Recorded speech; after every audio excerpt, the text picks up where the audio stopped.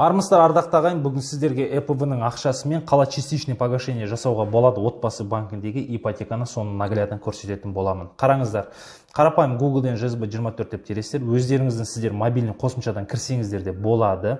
ЖСБ24 тересіздерді, яғни мына жерде интернет банкинг, өздеріңіздің личный кабинеттеріңізге кіресіздер, яғни нөмір телефондарыңыз, парольдарыңызды теріп, міне мен сіздерге көрсетемін, міне мынандай займ деген шығады. Ал приложениеден кіргенде операция деген бөлімге өтесіздер, операция бөліміне өткенде займ деген шығады.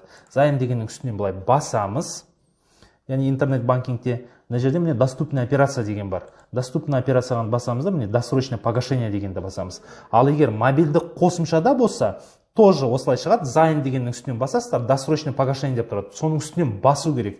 Соның үстінен басқаннан кейін полный погашение деп шығады. Егер сіздер ипотеканы толыққан жауып тастаймын десеңіздер. Ал частичный погашение болса, міне частичный погашение дегенді басамыз. Міне, счет для ЭПБ-ны таңдаймыз. Егер текущий счетты ақшаларыңыз болса, частичка жасау үшін, онда текущий счетты да таңдайсыздар. Счет для ЭПБ-ны таңдаймыз да, міне, мына қоямыз галочка займға. И міне мен 157 мың теңге мен ЭПБ-мда бар, сонымен міне продолжить деген кнопканы басамын. Мобильді қосымшада да дәл осылай. Міне, арғарта міне сіздерге шығады міне. Основной долг 148 мың теңге төлейсіздер.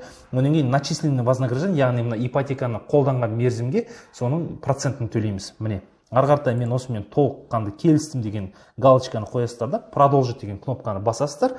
Сіздерге заявление шығады. Осы заявлениемен танысасыздар. Продолжить подписать дейсіздер. SMS-код келеді, сол SMS-кодты жазасыздар мына жерде қазір. Қазір бізге SMS-код келу керек, құрметті ағайын. Соны тосамыз.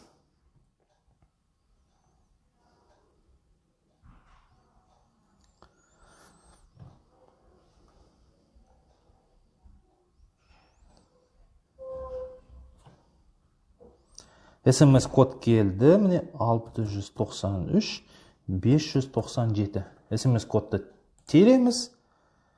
Бітті.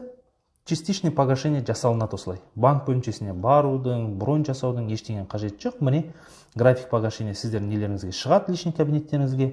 Осыны міне подписать ету керек енді график погашениені. Міне көрдіңіздер да. Менің ай сайын төлемім да жазайды.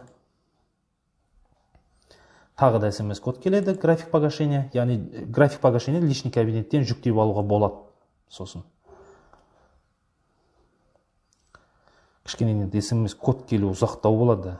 Себебі бұл жерде интернет банкинг. Бұны мобильді қосымшада да жасасаңыздар да болады, егер сіздерде ноутбук ештеңе жоқ болса. 753 202 міне SMS код келді. График погашениені подписание жасаймыз. Болды, құрметті достар.